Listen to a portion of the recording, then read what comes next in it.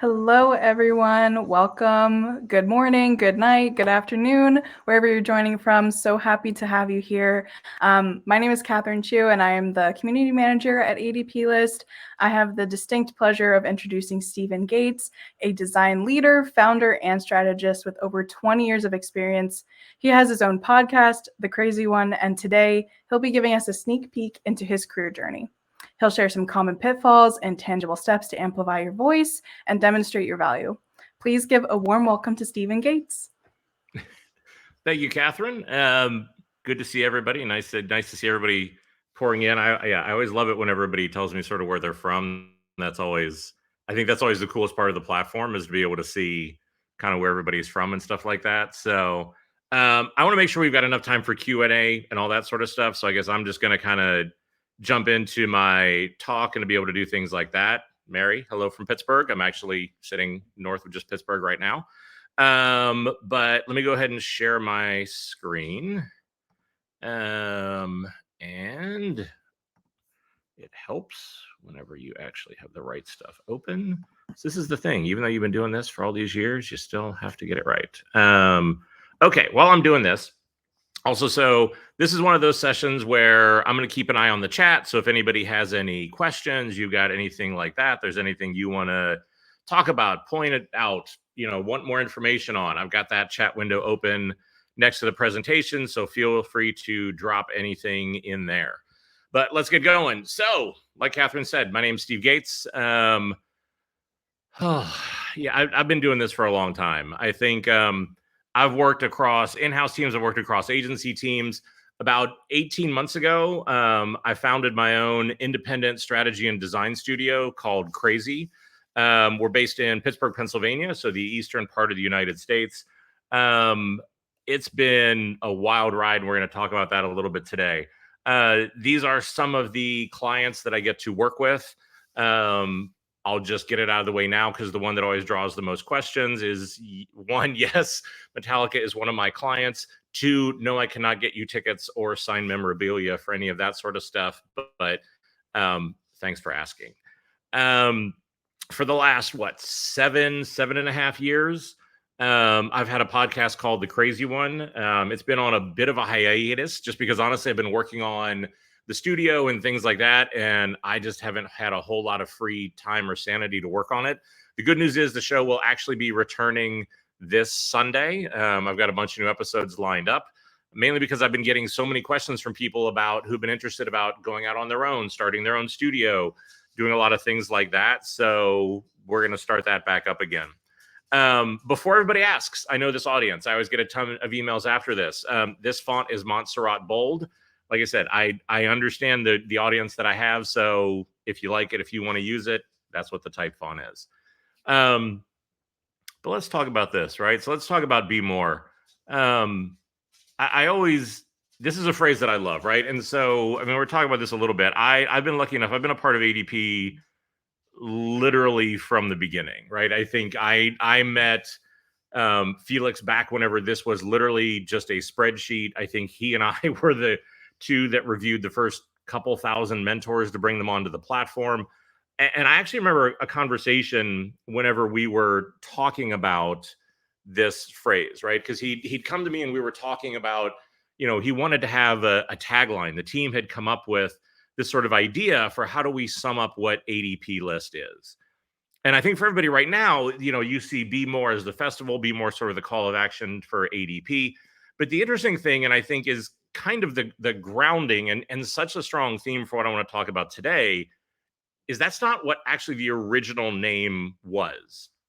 That whenever Felix first came to me, the line that he came to talk to me about was be something more. And I found that so kind of like fascinating, right? Because, and I think when we originally talked about it, I just said, the something doesn't make any sense to me, right? Like on the one hand, I felt like it really spoke to why the platform was created. Because I think when we talk about mentorship, when we talk about people wanting to be more, and for me, like I've done, I think I'm almost to 5,000 minutes of mentoring on the platform and things like that. So many of you are here for mentoring because you want to be something more. But what I'd said when we talked about that was like, for me, that the something is so undefined, right? The something is, we just, I think for so many of us who are creative in whatever form that takes, we know that we want to be something more, but we aren't entirely sure what that is, if we're doing it right. Or so I just said, look, for me, we need to lose the something, right? Like we want to be stronger and more definitive. We want to help people in a clearer way. We just want to be more. And so I guess that's the theme that I really want to focus on, right? Like that's the thing that I really want to think about because, look, I've been doing this a long time. And I think the last 12 or 18 months have been some of the most amazing, difficult, stressful, thought provoking, transformational months of my career. Because a lot of it for me is, even for me where I'm at now, it's trying to figure out how could I be more. And what I've really come to discover is that there's one moment for me that really told the tale, right? That really had me kind of reflect on my career and where I was at with what I was doing. And it was not the moment that I ever really expected, right? It wasn't a talent review, it wasn't a portfolio review, it wasn't presenting to a client. It was that moment in the morning when my alarm went off, right? With that, if you're like me, you have that love-hate relationship with that alarm noise on your iPhone or whatever your phone is, to the point where even like you hear it in a movie or a TV show and you jump. But that's not why this moment was important for me, because what I had realized was for the past, I don't know what, 5 or 10 years or so, what happened in that moment was not good for me, right? Because what had happened in that moment was, for too long, I would start to think about what I needed to do that day, right? What were the meetings that I had? What were the things that I needed to do? What was the work that I needed to review? And what I realized was that in that moment, what I was doing, if I was being really honest with myself, was I was trying to figure out how was I going to survive the day, right? What what were the meetings that I maybe didn't have to go to? What were the meetings that I could be off camera for? What were the things that, again, I was going to be there for it, but it was just really, I was more in a survival mentality. And that's what's amazing now, right? I fast forward 12 or 18 months, having asked myself a lot of hard questions and made a lot of hard changes. This is a moment I live for, right? Because this moment for me now is, instead of waking up in the morning and trying to figure out how am I going to survive the day, now I get to wake up in the morning and think about the amazing work that I get to do, the amazing clients that I get to do, the amazing talent that I get to work with, right? Like I am so excited and happy for what I'm about to go do during the day. And it isn't just kind of like, okay, how do I find my way through this? And I think, that's one of the things that it's a theme that I've seen over the last 12 or 18 months as well, in a lot of the mentoring sessions for a lot of people that I've talked to. So I think that's really what I want to be able to focus on today, right? Is like, are you surviving or are you thriving, right? Like whenever we talk about building a breakthrough career, how do we do that? Because I think that the problem is that social media has just screwed up so much, right? Because one of the problems is, like, everybody always looks happy, everybody always looks like they're doing great or those sort of things, but I don't know that we have very many role models for what it looks like to really love your job, right? Especially in the times right now with, what's going on in the economy and things like that, it can be really difficult to be able to do that. And so there's just one person that I was thinking about recently that I want to call out, who I think, when I think about an exceptional creative, when I think about, one of those things of somebody who really loves their job, right? And I think that probably doesn't get enough credit, is this guy. And it's interesting because I've shown this slide before, and 99 point some percentage of the time, nobody has any idea who this is, right? Like even if I put his name up for Shingatawa Kurita, most people don't know who this is. And I always find it so interesting because he designed probably what I think is one of the most interesting, most impactful, like one of the most talked about and used pieces of design in the digital space in the last, I don't know how long it was, right? And so what he designed is probably not what a lot of people think, which was what his contribution was he's actually the guy who designed the poop emoji. And before you think that I've all lost my mind or why on earth am I talking about this, right? I think let's think about this, right? And I want to tell you why I think he is somebody who I think is outstanding, who is one of my heroes, who is somebody that is worth celebrating. Because let's think about it, right? This is somebody who looked at a design system, who looked at the emoji system that was out there, and then said, you know what? You know what this is missing? And I think for too many creatives and for too many things like that, if you're not in an environment where you feel like you can take a risk, if you're not in an environment where you feel like you can go do something and try something, that idea never sees the light of day. But he said, you know what? You know what this is missing? And he went and designed it. But beyond that, what I think is even the bigger thing is that he then walked into a meeting with his team, with his bosses, with everybody else, and said, you know what? I had this idea. You know what? It's missing. And then sold it, right? Like, I would have loved to be a fly on the wall in that meeting to see, like, because could you imagine being on the other side of that conversation of having one of the designers you work with, right? Like, and again, I think that to be able to think about that and be able to have somebody walk in and go, like, you know what we need in our design system is a piece of poop, right? Like, can you imagine what that reaction in the room would be? But I think that's the thing, right? Is that for me, as funny as that sort of designed to be, I think it speaks to, in a lot of ways, what really does it take to be able to have that sort of breakthrough career and do something that really makes a difference, right? And I think that's what I want to talk about today a little bit is how can we all be more, right? Because that's what I want to reference. And that's what I want to talk about today is like I've done a lot of mentoring sessions. I've talked to a lot of people, and I want to talk about what for me are the most common questions, the most common barriers, the most common things, right? Because I think if you really want to have a breakthrough career, and I've learned this the hard way more than once, there's a couple things that I think need to be true, right? I think the first and foremost one is to really figure out how do you make peace with yourself and your creativity, right? Because I think that for too many of us, there's a pressure to show up as who we think our company wants us to be, our boss wants us to be, what we think the industry wants us to be. And that, you know, in many cases, there's a pressure to try to be like everybody else or look like everybody else's work or do a lot of those sort of things. And I think that's such a tough position to be in. I think that you really have to be in a place where and have a confidence with yourself to understand how do you use your creative insights? How do you take, you know, those risks? How do you work beyond the brief, right? Because I think that's always one of the things that I've learned, right? Is like if you really want to do innovative work, if you really want to do creative work, you need to be able to take risks. And whenever you stop, like whenever you end up, you know, doing the work, you don't always know where you're going to end up when you start. And I think for so many of us, we are challenged by we are often working with clients who give us solutions to be vetted and not problems to be solved. And that, again, that's such a common problem with so many designers and design teams is that they're at the end of the process, right? They're left out of the thinking. They aren't core to what's going on. But I think you also have to be in a place where you are supported to take those risks. I think whenever I look at the best work that I've done, it wasn't just because we did a great design, right? It was because I had a great CEO, a great leader, a great team, a great, like all of these things that we felt comfortable to take risks. And that, you know, that can be a difficult thing to find. But I think the other part of what this is, and I think this is one of the toughest themes in all the mentoring sessions that I go through, I think is that, you know, for me at the end of the day, when people will say, like, what's the one piece of advice that you would give to anybody who's, you know, like out there? My biggest advice is that success is a choice.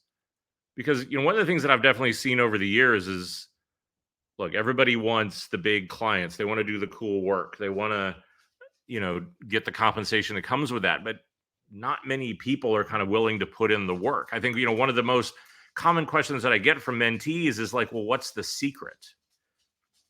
And I always will tell people, right? Like the problem when you ask a question like that is that the problem's in your question because you think that there is a secret. You think that there is a shortcut. You think that there's a way to be able to do this, right? Because a lot of this is difficult. And how do you put in the work to figure this stuff out? So that's what I want to talk about today, right? I want to dig into what are some of the most common questions that I get all the time. What are the things that I find myself repeating the most? What are the things that I think I can share to try to help everybody figure out how to be more? And I think the first one is that, you know, a lot of people seem to think that there is a script when you go through this industry, right? Because a lot of people come to me and they'll say, look, I don't know if I'm building my career the right way. Am I doing it right? And I think this is an incredibly understandable question, because for a lot of us, we think that there is a way to go about this, right? That like you sort of start as an apprentice and you get your way up to a leader and you kind of go through these steps to be able to do that. But the thing is that nobody's career actually ever really looks like this, right? Like it's never this linear, because nobody's education, nobody's childhood, nobody's talent, nobody's creativity ever looks like somebody else's. So it's never this linear to be able to do this, right? And I think we have, some better examples of what a career ladder could be like this, or like this is an actual one that I found the other day, right? And this makes my head just absolutely want to explode, right? It's no wonder that we all feel like we're sort of doing it wrong, or we aren't sure if we're going the right way, because it's like, this looks like how you run a nuclear power plant, right? Like not how you draw for a living, right? So I think there's a lot of this stuff out there that really just makes my brain itch. Because here's the thing, right? Here's the thing that I want everybody to hear me on. There is not a right way to build your career, right? You don't know what the right way to build your career is. Your right way is, if you are doing what you love, then you are on the right path, right? If you are using your talent, if you are doing those sort of things to be able to do that, then you are on the right path. And here is how I know that with 100% certainty, is because no one, I mean, no one would look at my career and tell you that it was a good idea, right? Nobody would say, like, yeah, start out in advertising, then go to a hotel company, then go to a finance company, then a SaaS company, then wellness, then start your own studio, right? Like, nobody would look at that and be like, yeah, that's a good idea. But that's always the thing, right? And we're going to talk about this a couple of times. Success is a concept that only exists in hindsight, right? After you do something, after you go somewhere, after you're able to follow your gut and what that is, and it works, then everybody knew it all along, right? Because whenever I left the agency world to go work at like a hotel company, everybody told me for years that I was going to end my career, that it was the dumbest move I could make. What was it that I was doing? Then our work showed up in the first Apple commercial, and all those same people wanted to know if I was hiring. Right. And I think whenever I started my own studio, everybody, was either quiet or stayed well away. Whenever now all of a sudden we're producing work and I've got clients people have heard of, then everybody knew it all along. Right. Did they really? No. Right. But again, once it happened and once it was a success, then everybody knew it all along. There have been so many points in my career where I spent months or even years going down a path that nobody understood, because I believed that it was where I should be. I saw something that I wanted to follow. Right. Again, I am not the most creative. I'm not the best designer. Right. I'm better than most, but I'm not the best. I think what has given me the success that I found is my ability to believe in, if I think it and my gut tells me that that's the right thing to do, that I will follow it. And again, I think that, this is something for me that is just, it's a really important point to make, because so many people think if you get to a certain point in your career, you will quote unquote make it, right? That all of a sudden imposter syndrome or all this other stuff doesn't apply. That's all bullshit, right? Like that is not the case. These sort of things apply to everybody all the time, which I think then goes to, and this is something that I've struggled with mightily over my career, is that I think, for so many people, they will come to me and say, look, the way that you talk about creativity, the way that you sort of talk about those things, why am I not happy, right? Or why am I not as happy as the way everybody else looks? And I think that this is one of the things for me, is that I think for so many of us, we sort of feel like every single day, and look, and I felt this way, right? I needed to show up. I needed to be happy, especially if you're in leadership, right? Like there is a pressure to sort of be almost like a mascot for your team. But the reality is that there's some very important things that are happening here. And I think one is, and there's really sort of two trends here that I want to call out. One of the ones is that one of the things that I think so many of us do that is so detrimental, and the reason why that question is asked, right? The reason why people feel like they are not good enough, the reason why they feel like they're trying to figure out how to be more, is that what we are fundamentally doing is we are comparing our insides to everybody else's outsides, right? They all look so happy on social media. They all look so successful. Their teams are all so well funded. Even when I do like leadership camps, like multi-day leadership camps, huge leaders from big design companies, I'll go in there and like the first day, everybody is happy and it's amazing. And all these sort of things. And like their teams are all well funded and they're super happy and their bosses are amazing. And then on the second day, I'm like, look, can we just cut the shit? And people are like, yeah, this place is driving me crazy. I wish they just package me out. Right. It has become something where honesty has become almost like a rare commodity. Right. Which is so depressing to me in some ways when people are like, oh, you're so honest. But this is the thing, right? When you're comparing your inner thoughts, your inner emotions, your insecurities to the PR campaign that everybody else is running, that is a comparison you're never going to win, right? It's not something that you're ever going to look at that and go, oh, that's the way I feel. And I think that's whenever it comes back to this, that's why everybody feels like I always should be happy all the time. When the reality is if you really look at the psychology of happiness, in many cases, for what we do, happiness is a target, right? If I get this job, if we launch this product, if I do this thing, oh, then I will be happy. And again, I think that was one of the things that I discovered in my career was like, even the best things I did, the most amazing things I would do would only make me genuinely happy for like up to 48 hours max. Because what would happen is I would have achieved that goal, launched that thing, did whatever it was. Awesome. I did that. Made me happy. Well, then what happens is in that anywhere from a couple hours to a couple days, your brain recalibrates and goes, cool, we hit that target. Here's a new one. And so then you hit the spike and you fall back down because now it's like, oh, when I hit that next target. Well, what I realized was for me, especially as a creative, like, because so much of my creativity is emotional, it is mental, it is how am I fueling myself and keeping myself inspired. I couldn't keep living on these spikes, right? Like the swings were too big. And so a lot of the times what I want to talk to people about is how do you actually find joy in what you do? And I think it really is the fact that it is understanding that, yes, there are times that you want goals, you want to be happy, but it's living in that deficit all the time that becomes so hard, as opposed to what are those things I do every day? How do I show up? What are the things that I do that I love? What are the things that I want to celebrate about the people that I work with, right? And the reason why this is often so hard is because literally mentally, hope and happiness is more work, right? If you want to know why the world is so cynical, why everybody loves to troll each other and do all that stuff, because again, it's just our brains are wired for it. We automatically think bad news is more important than good news. But I think this ability to be able to look at this sort of stuff and understand that it isn't about I have to be happy all the time, but how do I celebrate what I'm doing every day? How do I really enjoy what that is? And I think this has been a big part of what I had to rewire my brain around to figure this out. But the number one, by a mile, more than a mile, question that I kind of get from people and the answer that I give around this really is like, why am I not getting more interviews? Why am I not getting more jobs? And I think, every single week. So I do 3 mentoring sessions every single week. I do more if I can. But every single week, people come to me with this question. And on the back of that, I'll ask to see their resume, their portfolio. I'll look at their LinkedIn. And then the same piece of advice comes up time after time after time. And it's driven by the fact, and look, it's understandable. And I think for so many people right now who've been affected by layoffs, for so many people who are looking for a new job, for so many people who are trying to break into the industry, there's a part of your brain that says to be able to do that, I need to appeal to everybody. I cannot miss out on an opportunity. I have to be able to take advantage of every single thing that is out there. But the reality is, whenever you do that, just like any design, just like when you build any brand, just like whenever you do anything, when you appeal to everyone, you basically end up appealing to no one. Because, whenever you go out there and it's like, look, who do you want me to be? If that works, you usually end up with a job that you hate. And if it doesn't, then you're coming and saying, look, why is more of this not working? Because the reality is, at the end of the day, look, companies don't hire generic talent, right? They don't hire people that just sort of do anything or everything. And even just as a society, think about who's your favorite musician, who's your favorite painter, artist, right? Like whatever creative medium you want to do, chef, like whatever that is, tattoo artist, street artist, whatever, right? Like you can keep going.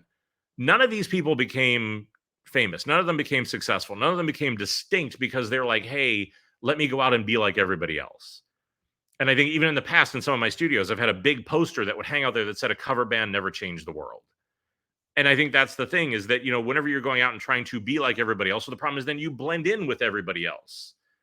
And I think that's the thing. And I think for so many of us, I don't care if you have literally just started out and this is your first day in this profession. There is something about your upbringing. There is something about your skills. There's something about your point of view that makes you unique. And the problem is that for too many of us, we are taught that those things that make us different, those things that give us a different perspective are a weakness, right? Like we need to be like everybody else. We need to fit in. We need to go along with all these sort of things. And again, the whole reason why I started the crazy one, which I literally have tattooed on my arm as a reminder to myself, is because I spent way too long in my damn career thinking that I needed to be like everybody else. And it was only in the moment when I realized that my difference was my superpower that my career exploded. And I think, again, for too many of us, feel like we want to blend in. Well, when the average job right now is getting between 400 and 500 resumes, blending in is not a good idea, right? Standing out, being unique, understanding what your value is. Those are the sort of things that, again, are always going to keep you in a really good place. And this is the way I always try to sum it up, right? And whenever I work with my clients to build a brand, whenever I work on my own personal brand, whenever I try to advise people, I know it sounds a little clickbaity and maybe even a little extreme, right? But what my goal always is to build a brand that someone will hate. Because what that means is that I have built a brand that has a strong enough and clear enough expression that if people love it, they're like, damn it, I love that. I want that. And if it's not, they're like, look, not for me.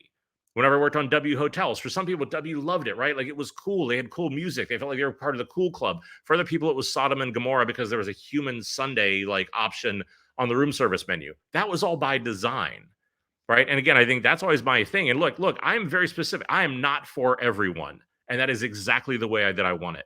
Because the reason is the opportunities I'm missing out on are people where we would not have worked well together. These are not jobs that I would have been good at. These are not clients who would have appreciated my value and what I bring to the table, right? So the fact that I'm missing out on that is, is something for me that is what I want. Like, am I missing out on something? Yes. Do I always have a little bit of anxiety around that? Yes.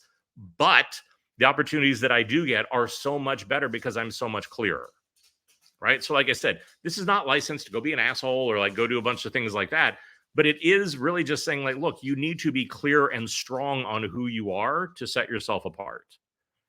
I think the other part of it that we get very, very caught up in, and this is something that I talk about with people a lot when they're like, look, what's the next app or technology or something that I should learn? And the reality is, right, and this is probably just from the last couple months, like there is always an endless supply of new technology and new things to be able to work on and new things that come out. And this is not anything new, right? Like since computers came into this industry, this is what's been going on. Some of the leaps are undeniably bigger, right? Like if we look at what is going on with AI, that's more in the realm of like when desktop publishing came in and other things like that, where there are big leaps forward.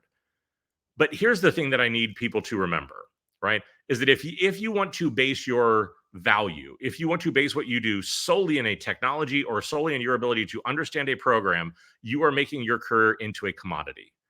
Because the problem is that people look at you just for your ability to execute with those things, which again, whenever you are in that space, they will always find somebody younger, faster, cheaper. But also these things change.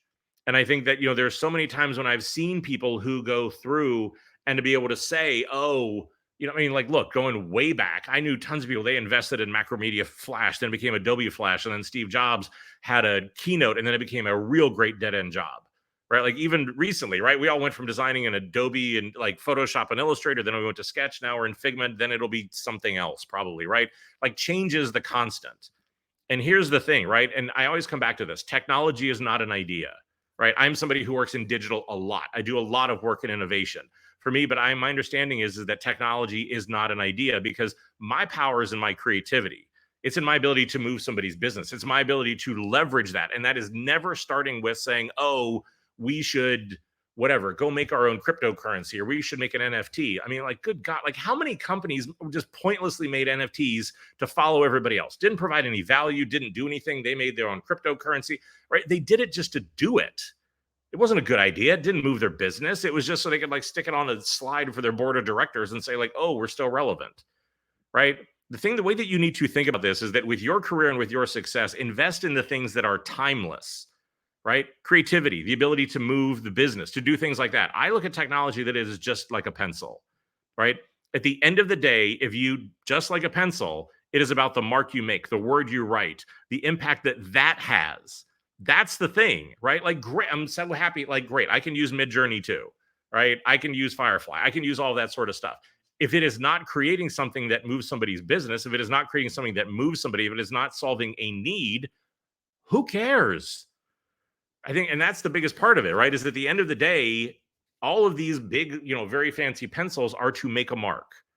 And I think, too many of us get caught up in the executional piece of this. We turn our careers into commodities. And then all of a sudden, when the industry shifts, we just keep chasing the latest technology, right? So look, and let me be clear. Yes, you need to understand this stuff. Yes, you need to stay up on it.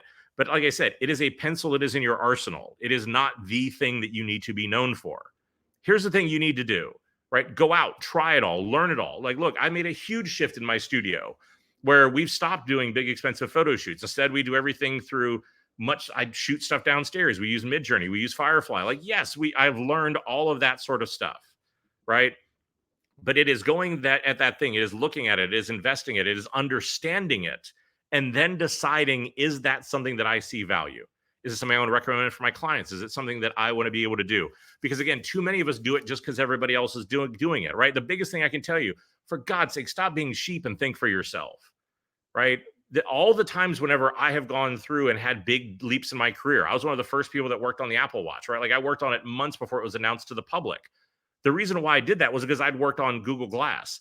I never looked at Google Glass and thought that was a good idea, right? Never looked at that and was like, yeah, that's going to be the next big thing with people having a camera in the middle of their face. That's going to go well. That wasn't what I did it for, right? We did it because I wanted to learn how to actually design on a wearable because I could see that that was the direction things were going, right? Everybody else was like, wow, that's really stupid. Why would you design for that platform? Again, they couldn't see the bigger picture. But again, if you can think for yourself and understand the trend line from the headline, right? Understand what really works. But I think the other big thing that people kind of come to me about, and I think this is very core to what my journey has been over the last couple months, right? Is really whenever people come to me and they're like, look, why won't my boss tell me what I should do with my career? Why won't somebody tell me what I should do next? So to all the leaders out there, the thing that I would say is if people come and ask you that question, don't answer it. Help them figure it out, but don't answer it, right? Because on the one hand, as a leader, you cannot be responsible for everybody else's happiness. And the reality is, if you're going to try and figure that out for everybody else, you're going to get it wrong way more than you get it right. And they're probably going to quit before you figure it out. But this was a question that I'd stopped asking myself for way too long. What do I need, right? And I think that, for me, this is something that for so many of us, there's a profound difference in how you move through this industry. There's a profound difference going through this industry, knowing what it is you want, being focused on where you are going versus just taking what, the industry or your job or things like that will give you. I can't tell you the number of leaders who come to me for coaching or to be able to talk or for advice. And at the end, I'll say, well, look, like what's going on? And they're like, yeah, I don't know if I like doing this anymore, right? I don't know if I love design. I don't know if I love leadership. I don't know. It's like, okay, well, let's take a step back from that. I'm like, tell me about your career path. And they'll tell me about their last couple career advancements. I'm like, well, why did you take those jobs? Like, well, it's more money. Like, okay, like money is important, right? Like, we're not going to discount that that's important. But I'm like, but what about the work? What about what you're doing? And they're like, well, yeah, I didn't really think about that. And look, and this is always a bit of a negotiation between, what you can get out of the industry versus what it is you want. But for too many of us, whenever we're almost grateful to be able to get a job. I mean, one of the most sobering things that I always do when I give this talk in person and I can see everybody's hand is I'll even just ask people, how many of you like actually even negotiated your last job, right? Like before you said yes, how many of you negotiated the terms of coming on board, negotiating the terms of your severance? How many of you negotiated your salary or anything else like that? Or did you just go, oh, you know what? I'm just grateful for what they are giving me. And a lot of companies are definitely into that, right? Like they want to make you feel like you should be grateful because if you ask any questions, you're going to screw it up. But that's the thing, right? And I think this is where I've landed. So whenever I founded the agency, the entire way that I started this agency was me sitting down and saying, what do I need? And how have I been able to think this through, right? Like one of the things that I had to recognize that I needed is I need to live with the problems, right? Like I don't want to, like my agency is very deliberately anti-scale. I don't want to work with like a lot of, I don't want to work with 20 companies. I want to partner with 2 or 3. I want to be able to really understand that the best work comes out of trust. It comes out of a lot of those sort of things. So, for me, it really is one of those things where like smaller is better. That I want to actually be engaged in the work, right? Like I had gotten to a point in my career where I felt like I was more of a politician, an interventionist, a lawyer, right? Like, and I wasn't a designer and a strategist. I was more of like a politician. So what I need is I want to actually do the work again, right? I love working on diverse problems. My skill set is very problematic for a lot of companies and for a lot of recruiters because I've worked in a ton of different mediums and done a ton of different things. And even in my last round of all my job interviews, it felt like that was this weird liability that I could be able to do all these sort of things. Well, okay, I know that that's whenever I am the happiest, is whenever I'm able to work across all these different things. I think one of the biggest things for me was that, again, like, I did not set up my agency to be somebody's vendor. I set up an agency to be their partner and everything that that entails. Because for me, it is very important for me in the way that I like to work that I am respected, I am listened to. It doesn't mean that I'm certainly not looking to be right, but I just wanted to actually, show up as somebody where we can have a conversation and people value what I do. But I think this was the biggest thing, right? And this was the part where I had fallen down. And I think in a lot of ways it's why I was drawn to what Felix was doing way back in the day when it was just a spreadsheet, right? Because I had stopped prioritizing my creativity, my skills, my mental health, and most of all my happiness. I was not a fun person to be married to. I was not a fun friend to be around. I was not, right? And again, I think that it really, I had started to trade away too many other things, and I had gotten to a point in my career I didn't want to. I honest to God, I went kicking and screaming into starting my own studio because all I could see is what I could lose, not what I could gain. And that was a really, really hard thing for me, right? Like, again, I just, at this point in December, I left New York City after 16 years there to move back home to my hometown of Pittsburgh, which is what I loved and where I'm happy. I wanted to start my own studio. Like, these were all things that I was extremely afraid of, right? Like this idea that if I don't live in New York City, I'm not relevant. I'm not doing good work. This idea that if I start my own agency, I'm going to lose everything I have, right? Like, I, I had, my head was just on really backwards, right? And so this is the final thought I want to leave you with, and then I really want to jump into Q&A with everybody. Is I had a conversation along that journey, and it's something that I literally come back to every single day. I'm incredibly lucky to know this woman, and I hope you know her or know of her. Um, Sylvia Bafor is really an emotional intelligence expert.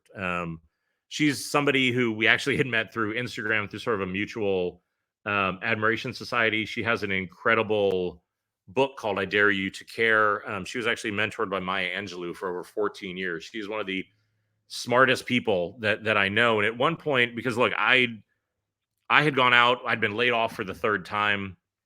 Um, and I was just dead set on, like, I needed to find another in-house job, even though I wasn't happy. I couldn't admit it, and those sort of things.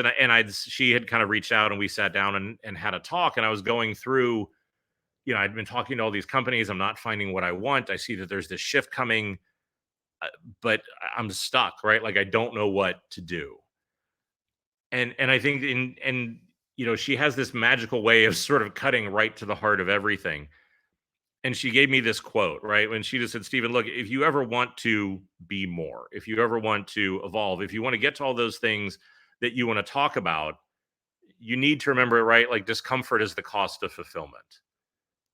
That somewhere along the way, right, that ability to be uncomfortable, to take a risk, to bet on yourself, to leave New York, to do those things, right? That you've gotten a little bit too comfortable." And the funny part is, like, for so long, again, I used to have this quote that said, like, comfort is the enemy of greatness. I mean, I was gonna say, you want to talk about atomic imposter syndrome? Have a podcast for 7 years talk about this stuff, and then I think then go through it incredibly publicly, right? But I think this is the cost of being more, right? The cost of being more is that how do you go through and try something different? And I think, for me, sitting here 12 or 18 months later, damn it, I get up every single day uncomfortable, and I am so happy about it. Right? Because right now I'm designing augmented reality installations. I'm designing restaurants. I'm doing brands. I'm doing packaging. Like, a lot of stuff that is not maybe in my wheelhouse, is not stuff that, but I've got clients that trust me to be able to figure it out. I trust myself to be able to figure it out. And I think that, for me, it's such a great way for me to really get back to the place. Like, if I'm not uncomfortable, then I know I'm not going to be happy.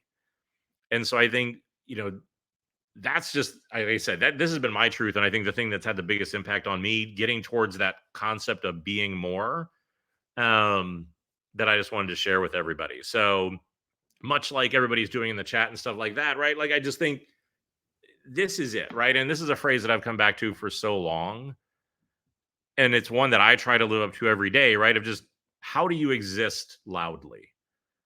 Because I think you know, God, like being creative is just such a gift. It's such an incredible thing to be able to go out and to do what it is we do and to have so much fun and to be able to engage in what this stuff is and to be able to do these sort of things. I think ADP is such a gift as a platform to be able to connect with other people around the world and learn from them and do those sort of things, right? But don't do it quietly. Don't do it generically. Don't, right? Like lean into what makes you different, right? I think that's why, like I said, for me, that is what the crazy one is, right? That's why I tell everybody to stay crazy, is because I think that quote is so right, right? Like it's the ones who are crazy enough to think they can change the world are the ones that do.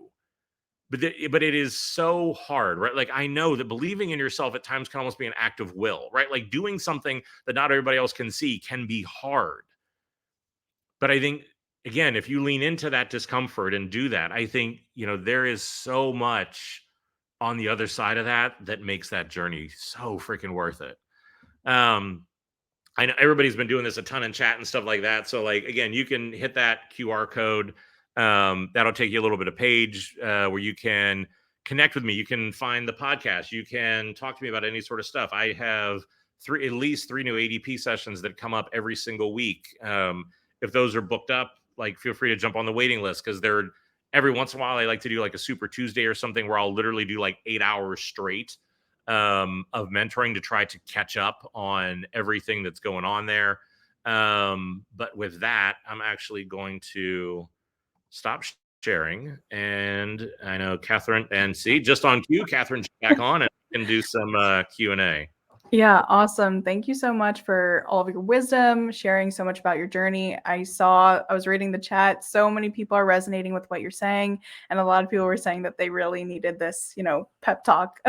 So thank you. We have a ton of questions. So I'll just kick us off with the top voted one. So our first question is, how do you identify your strengths versus what you think are your strengths? It's a really good question, right? Because I think this is really difficult to figure out. I'm not going to lie.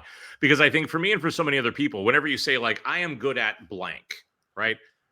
The answer to that often feels like either ego or BS or something like that, right? Like, how do I actually know, am I good at it or not? How do I know it's actually different? Because I often recognize whenever even I'm doing this work, like, I am always my own biggest blind spot. There are some places where I give myself too much credit, other places where I give myself not nearly enough credit. There's really sort of two big exercises that I give people to do to try to figure this out. The first thing that I'll do is to go out to current coworkers, ex-coworkers, significant others, parents, things like that. Ask them to describe you in just 3 words, right? And no explanation, no big war and peace, just 3 individual words. And wherever you start to get those back, just like a design thinking exercise, put them up on a virtual whiteboard, an actual whiteboard, sticky notes, whatever. And I think what you want to be able to do is you'll start to be able to see things start to group together. What that's going to be able to do is to probably either reinforce what you think you are good at. It maybe is going to show you areas where you should give yourself more credit, but it gives you a really good foundation to start to look at what makes me different, right? Because just go to people and say, hey, when you think about me, where do I have my biggest impact? What makes me different? Like, right, like, what do you love about me?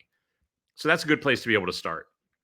From there, what I usually then do is to do that as a foundation to really start to take an inventory of those things.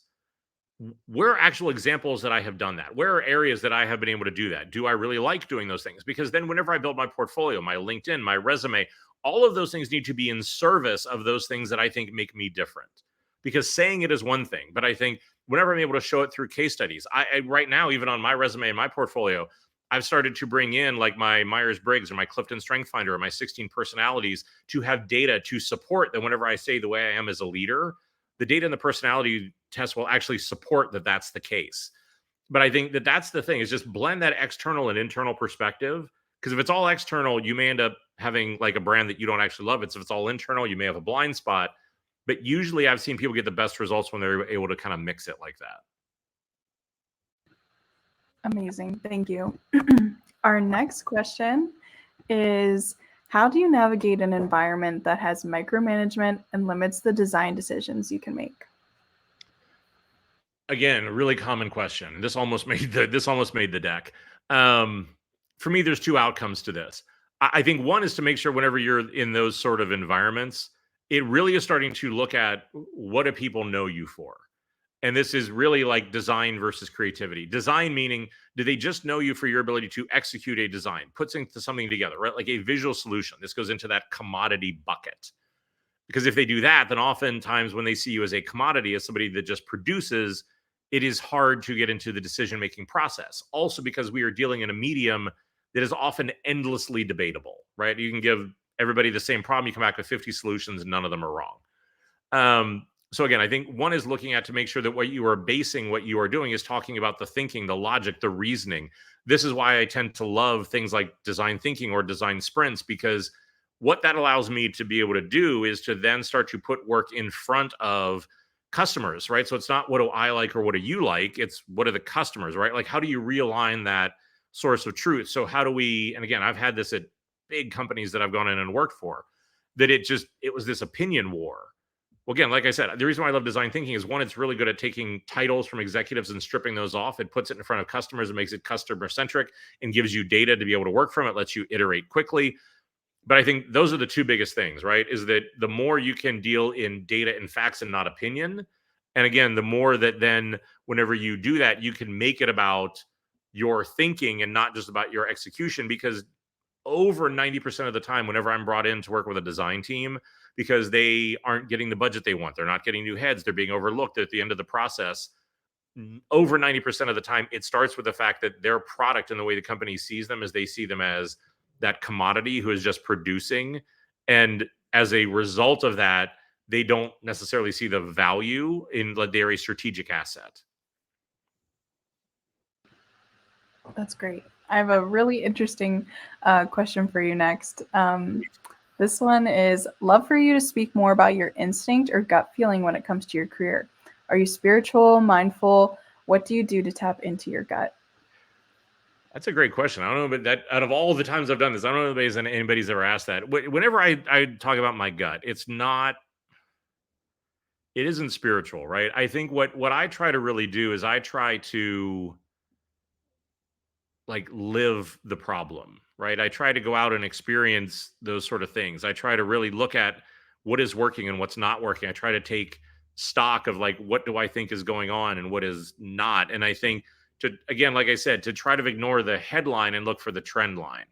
Like this was why, like I said, I left agencies. I was one of the first people that went in house years before everybody else did it. That's why I've been able to do a lot of innovation work, because like for me, it's going out and like even now, I think that there's a shift going on, looking at all the layoffs and everything else. I'm not convinced. I think there will still be pockets of it.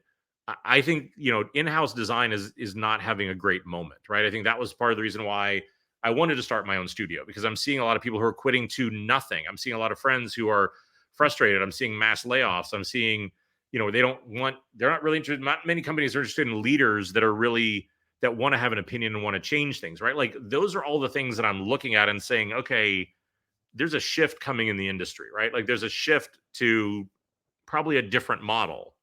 So I think that's a lot of what it is for me, right? Is to be able to go through, experience those things, look at those things, pay attention to those things, like anything that just kind of makes my brain itch, or anything that's like, what why are people quitting to nothing? Why are there so many layoffs? Why are so many people unhappy? Why are so many people seeking mentorship? Why, whenever there are those sort of things, I just tend to like write those questions down and just start to pay attention to them a little bit more.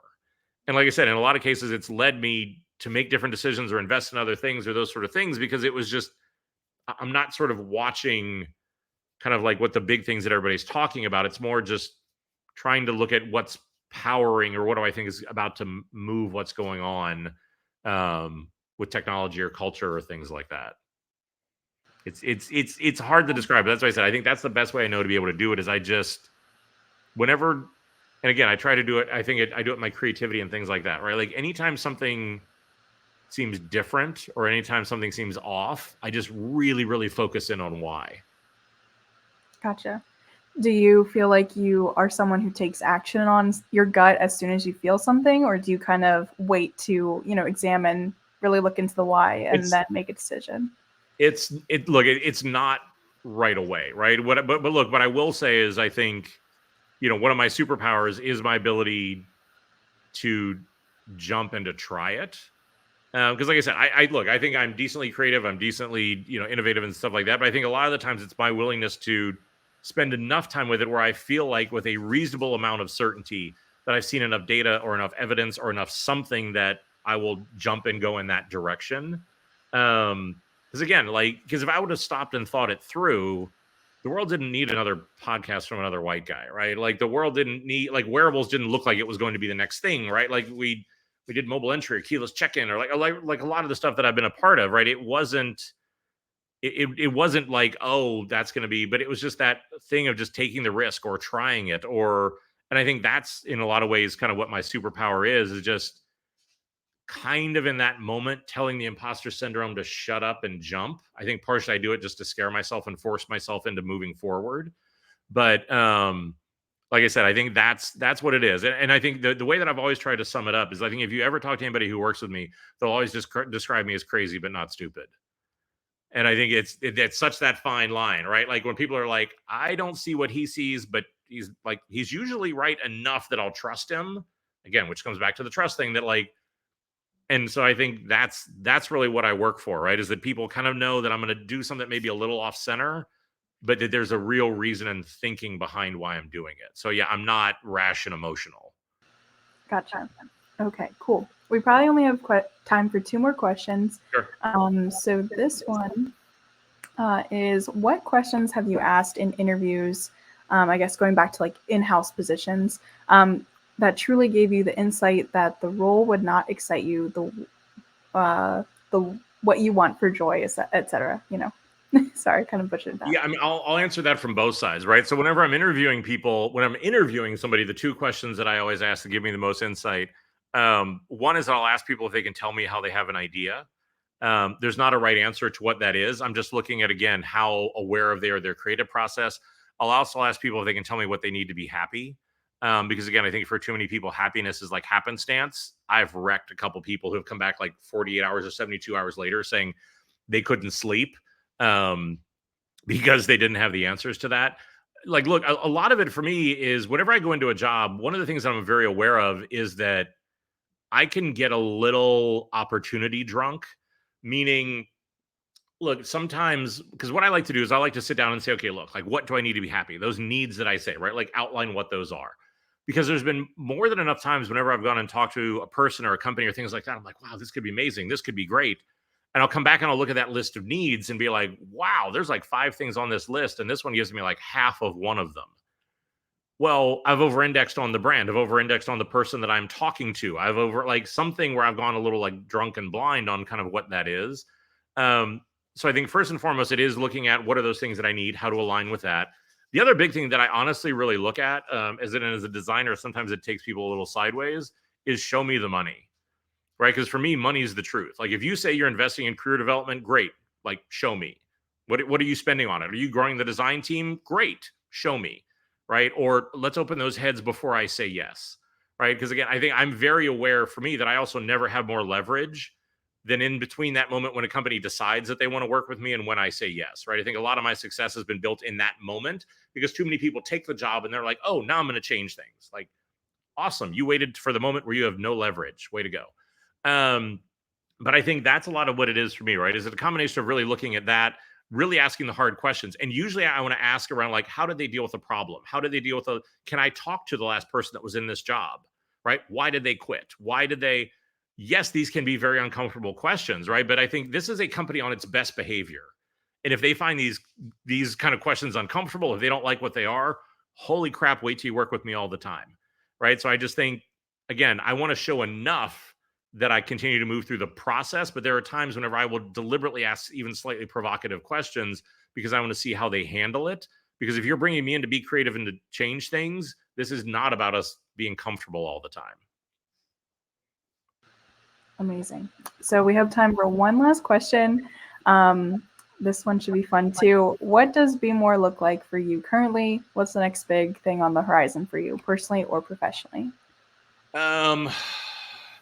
That's what I said. I just went through such a big evolution, right? I think that for me, BeMore right now is really leaning into my studio. I think I have an amazing bullpen of clients that I'm working with that we've started to release some work. There's a ton more that's out there. I think there's such an incredible diversity of stuff that we are working on, I think, again, I'm loving, mentoring. I'm loving doing talks. I'm continuing to lean into that. I think a lot of it for me is just really, for me right now, being more is just caring about what I want to care about. Right. And I think really, running a small agency, working with, and I've, so many of the people who I work with now I found through ADP and things like that.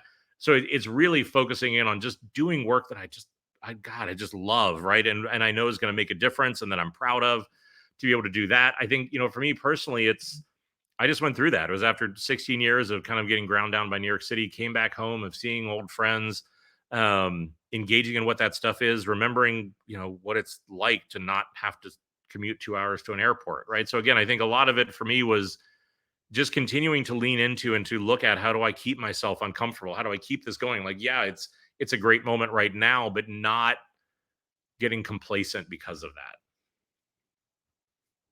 Amazing. Always pushing boundaries, always challenging yourself. Good things for us all to keep in mind. Well, thank you so much for joining us today, for kicking us off with BeMore. Thank you, everyone else, for joining us as well. Hope to see you in some more sessions today. And that's it for today. Awesome. Thank you so much, Stephen. Sure thing. See everybody soon.